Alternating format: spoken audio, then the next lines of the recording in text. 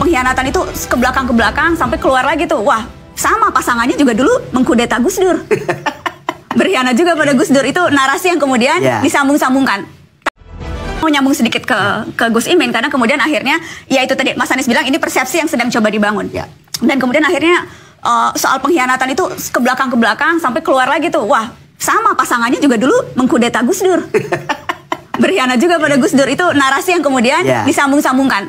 Tanggapan Anda soal itu, Gus? Narasi itu tiap 5 tahun selalu muncul. Setiap pemilu dimunculkan, dibesarkan. Tentu musiman lah, saya bilang itu musiman. Tetapi tuduhan saya berkhianat itu sama sekali tidak beralasan. Bahkan ada yang bilang saya kudeta. Yang benar adalah bahwa justru saya dikudeta.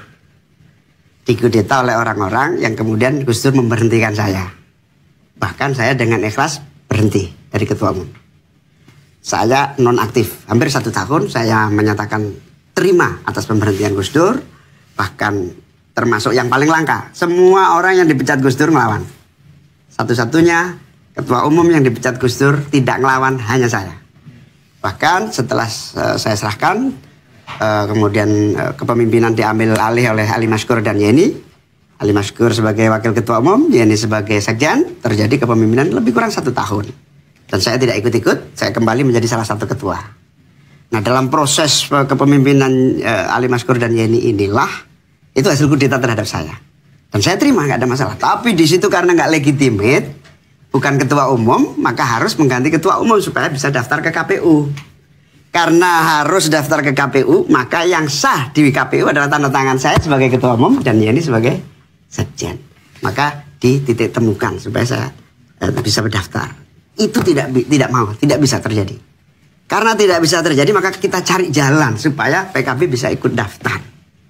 Jalan yang paling singkat itu apa? Legalitas. Legalitas atas kepemimpinan. Nah, saya ketua umum, tanda tangan sendiri dengan wakil sekjen nggak mungkin. Ali Maskur wakil ketua umum tanda tangan dengan sekjen, nggak bisa diterima KPU. Kayaknya dicoba, itu pun gagal. Begitu gagal, ya sudah, kita cari jalan.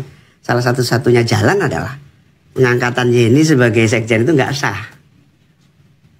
Karena Yeni diangkat bukan muktamar, Yeni diangkat sebagai sekjen di tengah jalan. Nah, penggantian itulah berkonsekuensi agak ribut segala macam. Nah, ini jadi cerita keluarga ini.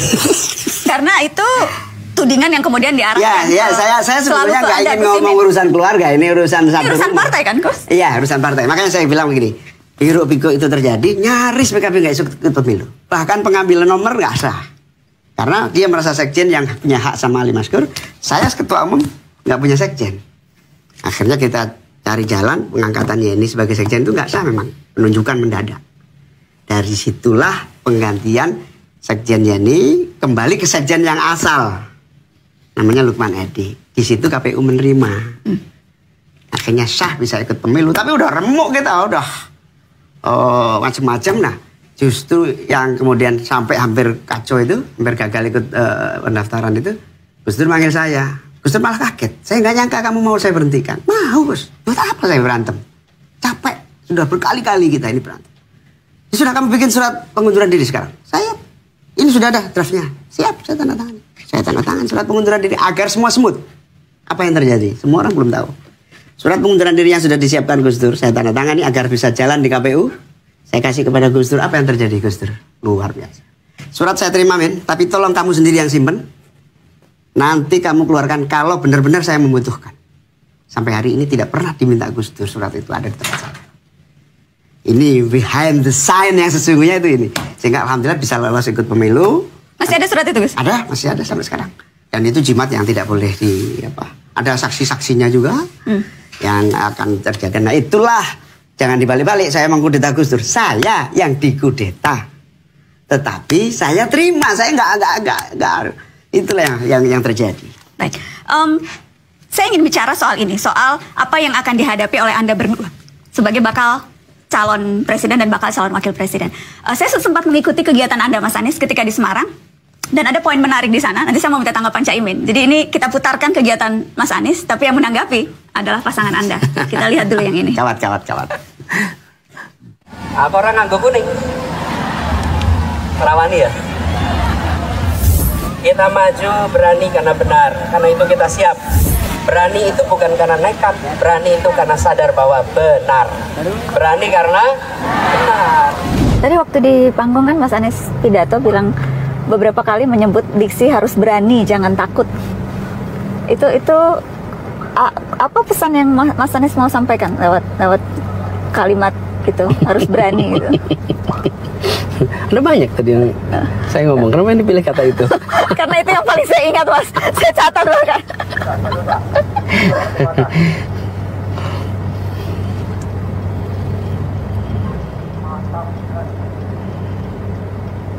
Iya, karena saya ngalamin banyak yang, ya bukan saya ngalamin ya, sebetulnya lebih tepatnya saya dengar lah apa yang dialamin oleh teman-teman masyarakat, bahwa ketika bikin aktivitas, bikinnya tidak selalu dapat kemudahan. Walaupun saya nggak yakin itu ada perintah, tapi kalau saya sendiri langsung nggak pernah ada sesuatu yang dirasakan sebagai apa ya, tantangan, kerumitan. Tapi kalau yang dirasakan oleh teman-teman itu biasanya terjadi.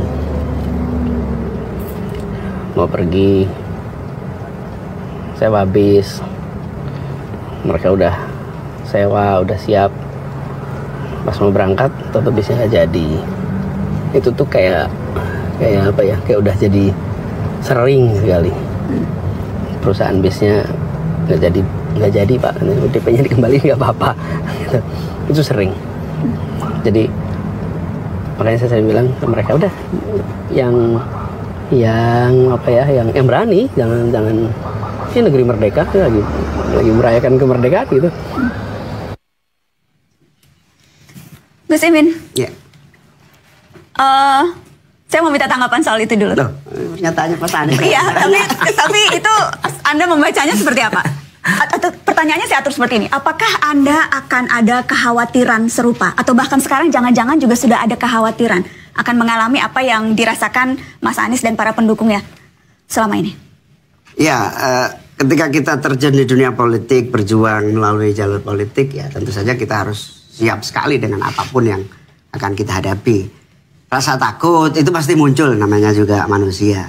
Tapi selalu saya diingat ya, apa nasihat Gus Dur.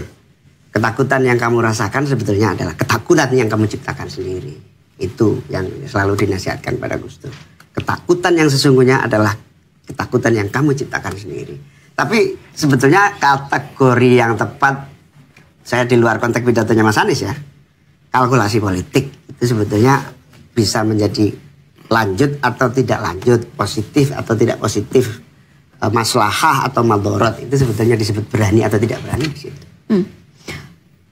Gus Imin, bagaimana membaca langkah KPK yang melakukan proses penyidikan dugaan kasus korupsi sistem proteksi TKI di Kemenaker? Ya. Terjadinya di 2012, saat itu Anda menjadi menteri dan prosesnya sedang berlangsung sekarang. Bagaimana Anda membaca itu? Ya, saya harus hormati, hargai, dan dukung penuh semua langkah-langkah KPK dalam menuntaskan kasus korupsi. Bahkan kalau mau tahu, saya juga salah satu pembuat undang-undang awal KPK ketika awal reformasi. Sehingga bagi saya pemberantasan korupsi, menuntaskan kasus korupsi akan saya dukung terdepan untuk menjadi bagian yang tidak terpisahkan dari langkah-langkah kita bersama untuk menghentikan dan membersihkan bangsa ini dari korupsi. Itu komitmen saya. Makanya saya beberapa kali juga diminta keterangan KPK, saya datang dan saya jelaskan semuanya. Begitu juga, ini saya baru baca tadi, katanya besok saya dipanggil. Anda sudah dapat surat pemanggilan? Saya sudah dapat surat pemanggilan dan sebetulnya saya mau datang. Tapi acara saya di Banjarmasin, ini pembukaan Musabaqah Tilawatil Quran sedunia, internasional. Saya sudah dijadwalkan oleh teman-teman CIKIH, Jamiatul Qurra wal Hufat, ini organisasi para hafid dan qori NU. Ini saya sudah dijadwalkan lama untuk membuka forum MTQ internasional dari banyak negara. Sebagai wakil ketua DPR saya harus membuka itu. Maka kemungkinan saya minta ditunda, tapi sejauh ini saya ingin menyampaikan bahwa saya seperti halnya warga negara yang lain mendukung seluruh langkah KPK.